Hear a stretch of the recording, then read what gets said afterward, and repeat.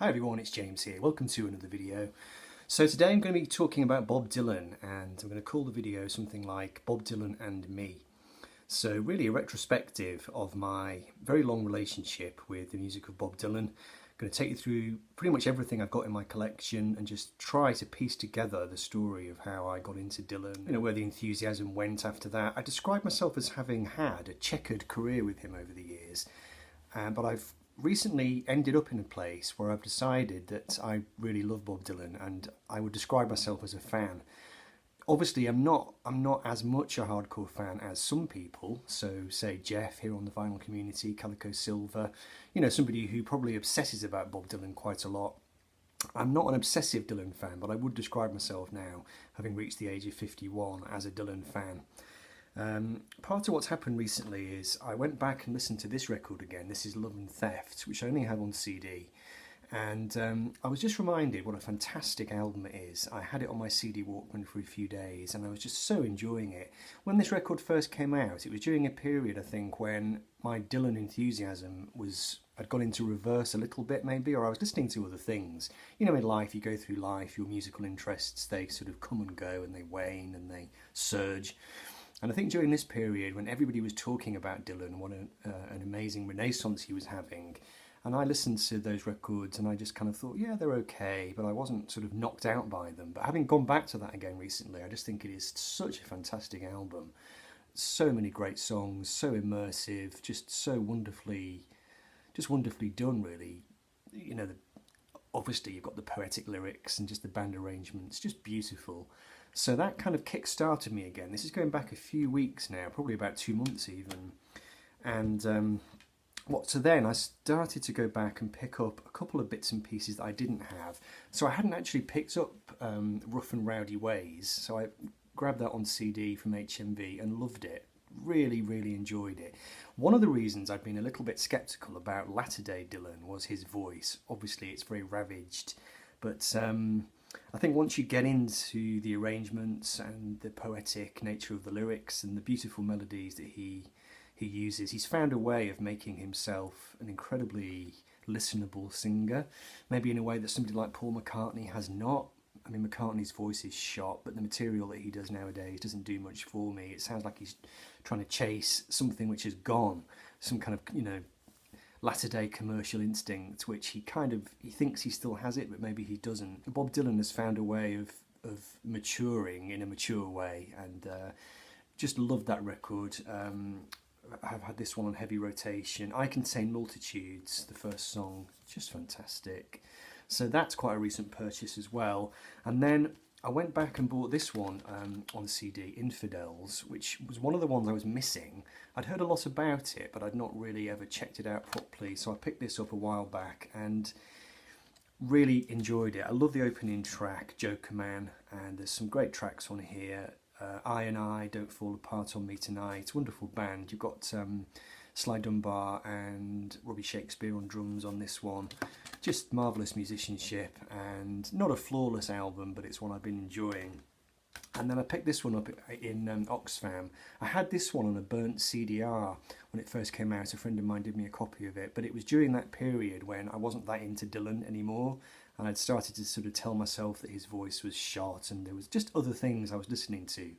I had other musical priorities at the time, but I found this in Oxfam a while back, picked it up, really enjoyed it. So I'm really pleased that I have made contact with Dylan's latter-day work, and I'm just loving it. So that got me thinking and going back in my head, where does my Bob Dylan enthusiasm stem from? So I thought I would try and piece it together. It's going to be extremely approximate, but I know for a fact this is the first album by Bob I ever heard, and this would have been back in 1990 here in Lancaster when I was a student. My friend Steve, who had a really good music collection, he was much more clued into the canon of great music than I was back then, and he played me this record and I was very, very taken with it. It was nothing like I'd ever heard before, really, this sort of great Daniel Lanois production.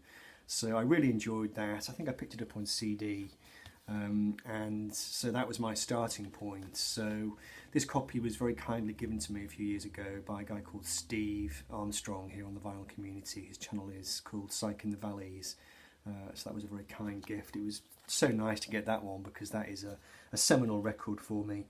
And then after that, I was trying to think back, which one did I get next? And I'm 100% certain it was this one, not the vinyl. I picked up a CD of this, and this would have been again back in 1990. I remember being in Edinburgh. I was a student at the time, and I was doing a student play, and I was there with a load of other people living in a rented apartment in Edinburgh. And I can remember having my CD Walkman with me and listening to this a lot during the week that I was there, and really not knowing what to make of it. It was quite a different proposition to Oh Mercy, obviously. It's got that kind of raging 60s spirit, and it took me a long time to get into that on CD. And not sure where that vinyl version came from. This is quite a recent purchase on vinyl, probably in the last 5 years. But like I said, going back to 1990, I would have heard that for the first time.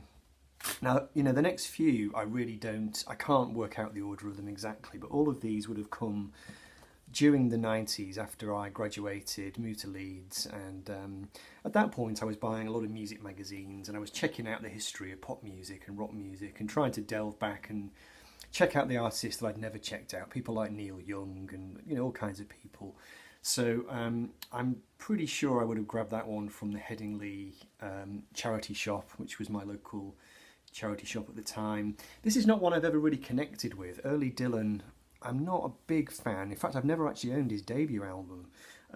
This one I got on CD, and that would have been around about the time that I was kind of, you know, starting to check out this record as well, probably about 94, 95 or something. I do like that album. I like Girl from the North Country. Masters of War, obviously, is just an incredible track. But generally speaking, I haven't massively connected with the early folky Dylan over the years, but that one and that one I think were quite early purchases. And this one I can see here, this came from Cobb Records, which was my favourite record shop in Wales. And I used to go there all the time. That's the shop where I bought all my ELO records and Pink Floyd albums. So this one would have come from there. It's not in the best condition. It's a little bit, you know, it's not the best condition. But this one I did find challenging. I love it now. And in fact, I use this record to fall asleep to sometimes. It's very comforting. It's a comfort record for me.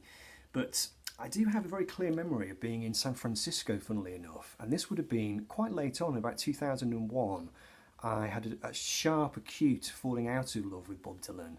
I was reading the Clinton Heylin biography of him, and I'm not a big fan of some things that Clinton Heylin says in that book. He's particularly hostile towards the Beatles. That was one of the things that put me off that book. And in general, this sort of narrative that, you know, Dylan was the king of 60s rock music and the Beatles were just a pretty boy, you know, boy band. I think I started to react slightly against Dylan, and I seem to remember thinking that some of the writing on this record was a bit pretentious. And I've got a very clear memory of being in the room of a friend of mine at the Mission in San Francisco, playing her CD of Blonde on Blonde one night and just thinking, yeah, I think Dylan's overrated. I think some of these lyrics are just him basically very stoned on a typewriter, just churning out this stuff, you know. And I've got a memory of thinking, I'm really not sure about Dylan. And this was in, you know, 2001. It was quite a few years after all these records that I'd bought and got into. So it's interesting that I have had a checkered career with him, but I came round again. I don't know what it is. It's just one of these things where you just, these things ebb and flow and you get back into people. Oddly enough, I never bought into the whole thing of, oh, he can't sing or he's got a terrible voice. Right back from the first album I heard, right back to Oh Mercy, it never occurred to me for a moment to think, oh, you know, he's got a terrible voice or he can't sing. That was not a criticism that I ever formulated, and I was quite surprised to discover that there was this, you know, there are people out there who can't listen to Dylan because his voice is so dreadful, so they say. This one, I can remember buying this one. This came from the Vinyl Exchange in Manchester, and that was a great purchase. That was only £5 in excellent condition. And I can remember really getting into this record around about 2004 or 5. By this point, actually, I might have got these in the wrong order, because this one, let's just backtrack. I knew I was going to do this and get them all in the wrong order. This one I can remember, I was living in Leeds at the time. This would have been probably the late 90s. And again, actually, this one came from the Vinyl Exchange in Manchester, where I used to go quite a lot. Living in Leeds, Manchester is quite close, so I used to get on the train and tootle off and buy records, and I can remember listening to this one in my little attic bedroom in Leeds and just really, really enjoying it. It was a period when I was single. My life was not really where I wanted it to be. I had some problems going on in my personal life, really, and my professional life. And this record is a great one to just lose yourself in. Very timeless, very mysterious. And I can remember kind of huddling down in my bedroom in front of the gas fire and the rain coming down outside. And it's a great one for that. All those introverted, strange, Old Testament type songs. So I've always had a great fondness for that record. I think side one in particular is just marvellous. All those great songs. You know, I Dreamed I Saw St. Augustine. And all along the Watchtower, obviously I knew the Hendrix version of that much before the Dylan one, but love his version. So that, yes, I mean, so I can date that back to my Leeds days. So we're talking mid to late 90s. And this one too, I think probably from, I think that came from the charity shop in Headingley. And that was one that I greatly enjoyed too. I should just say that I did pick up some stuff on CD before I found the records, so most of these records I have on CD, but yeah, really like Desire, and I know I had this one on CD round about that time. This is a much more recent purchase. I think I picked this up in the last 2 or 3 years, but I had this one on CD back in the mid to late 90s, and this is one which just, I really fell for this. And it's quite funny. I was sharing a house with a guy who really didn't like Bob Dylan at all, Mark. In fact, he's done a video with me here on my channel where we talked about problematic artists, and we shared some memories of him coming home and listening and hearing Bob Dylan's voice coming from my room. I think it was Idiot Wind. I remember Mark coming home and shouting up the stairs, "What's that shit?" Because he just really hates Dylan's voice. But yeah, I got a really clear memory of being in my little attic bedroom and listening to Blood on the Tracks, and just thinking it was a masterpiece, really. So that one's always been quite close to my heart. And on CD again, living in that house, I got into the Basement tapes. I'd already discovered the band. It was during this period when I was reading a lot about music and trying to catch up on stuff. So I'd already bought the Brown album by the band and music from Big Pink. So I was kind of aware of this. This is obviously the Bob Dylan and the band, the historic Basement tapes record, and I picked this up on CD from Polar Bear, which is a second-hand CD shop in Headingley, and it was during a period when I was getting really fit, and I've got a memory of having this really long run one day, probably about 15 miles, coming home and having this really deep luxurious bath and sticking this CD of this on, and that was the first time I ever heard it. So I revisited this recently and I did enjoy it, but I found it harder work than I remembered it being. I think there's some great stuff on it, but I think it's pretty crappily recorded, and I've got to be in the mood for that. But on a good day, that is a splendid record, and some definite highlights on that.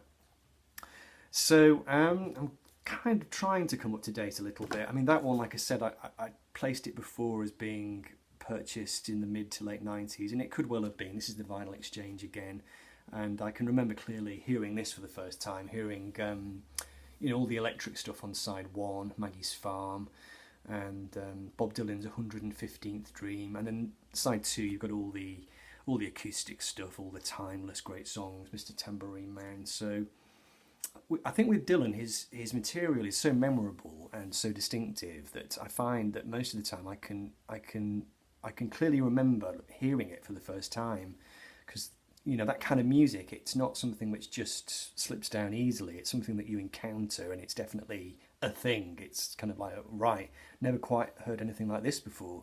So it's interesting with Bob Dylan, maybe more than any other artist. Most of the time I can remember the first time I heard it. So the rest of the collection comes from after I think I'd left Leeds and moved back here to Lancaster. So this is when I'd met my partner, and we were maybe thinking about having a family, or we'd started doing that. Maybe we'd already had our first son, I can't remember. But I know I was back here in Lancaster when I got Planet Waves. I think it was CD first, and then the vinyl record came at some point after that. Always enjoyed that record. I think it's a bit of an underrated one. Obviously it's him with the band again. And this one, I know I was living here. It's 82 Allswater Road in Lancaster when I got the CD of Shot of Love, Now, I think at the time I wasn't aware particularly about Bob Dylan's Christianity, you know, the Christian phase. And I think when I heard that, I don't think I particularly picked up on it being a Christian record. Now when I hear it, obviously I can hear that. This is quite a nice album. It's got some slightly more disposable things on, but it's got Every Grain of Sand at the end, which obviously is a Bob Dylan classic. This vinyl record I picked up quite recently, probably a couple of years ago, but I would have been listening to that on CD in the early noughties. Now this is an interesting one because this goes all the way back to when I first encountered Bob Dylan. I should just say actually, I forgot to mention that the first ever Bob Dylan record I ever owned was the Travelling Wilburys Volume 1, which I bought because I was a George Harrison and a Jeff Lynne fan. So that would have been, I think that would have been before I heard Oh Mercy back in 1990. But when my friend Steve played me Oh Mercy, it was just about the time that this came out, Under the Red Sky, which I think came out in 1990 or 91? 1990, I think. And Steve really didn't like this record. I think he'd read some reviews of it, and I remember him saying to me, "This is a really disappointing Bob Dylan record." I heard it a couple of times, I think, in his room on cassette, but he didn't like it. So it was years later that I finally grabbed it on CD, and then I picked this up on vinyl. This is going back now about maybe 3 or 4 years, and I've got a very, very good memory of having a particularly fine family holiday, and I had this on CD with me and just really getting into it and enjoying it. I know it's a bit patchy. There's some disposable stuff on here, but Under the Red Sky, the track is beautiful. Born in Time, I love that. Handy Dandy is a classic. Not as bad as people make it out to be.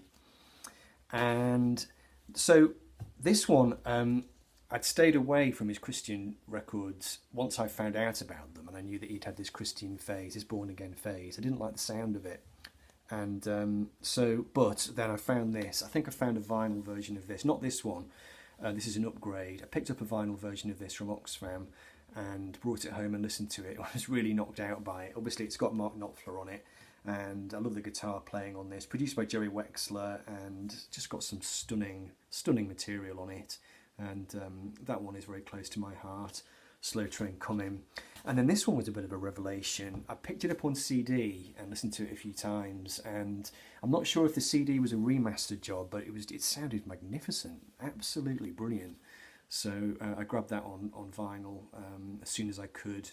Street Legal, I guess it's Bob's Bruce Springsteen album. It's got the horns and the girl vocals, but it's just some wonderful stuff on this. You've got Changing of the Guards, the first song on side 1. Just magnificent. One of Bob's best sounding records, I think. So that was Street Legal. And then I grabbed Saved on CD, which I quite like that album. I don't love it yet, but it seems like it might be a bit of a grower. And I backtrack now to maybe 2003-04. I grabbed this album, which I know is very highly regarded, but I never got as into this record as other people seem to. It was another Daniel Lanois one, but I wasn't as keen on the production. I think it's because he uses various vocal effects on Bob. He uses digital effects, and I'm not quite sure it worked really. Having said that, there are some great songs on here. So, I mean, it's got Standing in the Doorway, obviously, which is a classic. So that's one I don't have on vinyl, and maybe I should put that right. This is the latest record that I've got. This was a gift from Headley here on the Vinyl Community, another fat bearded man talking about records. He sent me a copy of Empire Burlesque. He said he listened to it a couple of times and was as certain as he could be that he was never going to listen to it again. So he sent it to me, and definitely a patchy 80s record. I quite liked some of it. I do actually quite like Tight Connection to My Heart, the opening track, although I understand that it wasn't as good as a previous demo version, which I've not heard. But there's some okay stuff on this record. I quite like Clean Cut Kid, but obviously it's a very 80s sounding album. So that's all the vinyl. So just quickly show you what else I've got on CD. I don't have all the bootleg series. I've got a couple. I've got that one, the bootleg series, volumes 1 to 3, which lived in my car for a long time. So there's that. And then I couldn't resist picking up the More Blood, More Tracks CD as well, which contains the original versions of the songs from that record before he recorded them. So that is, I think that's my collection. I've got some books, I've got the Chronicles, and I've got a couple of other books on Dylan, but yeah, I just thought I would come on and try and piece together my story with Dylan. And essentially, like I said at the start, the reason for that is that I've just found myself recently just really, really enjoying him and plugging back into his music, and I think being thankful in a way that I did persevere through those years and didn't turn into one of those people who's very dismissive of Bob Dylan, because I know that those people are out there. I mean, it's completely fair enough. You know, we all like different things, but I think I could easily have been one of those people who just dismisses Dylan or says, "Oh, you know, I can't stand Dylan's voice." And when I look back at that collection, I just think I feel like I kind of paid my dues with Dylan. I persevered with him. I went off him, came back to him, went off him, came back to him, and now I think I've reached a point where I can call myself a fan, and I really, really enjoy his music and just really rate him. One thing is, though, I've never actually seen him live, so that's something that I should definitely put right. So I hope you enjoyed that, Bob Dylan and me and Bob Dylan. Hope it made some kind of sense and told a rough story that you could follow. So thanks for watching, always appreciated, and I'll be back soon for another video. Take care, bye.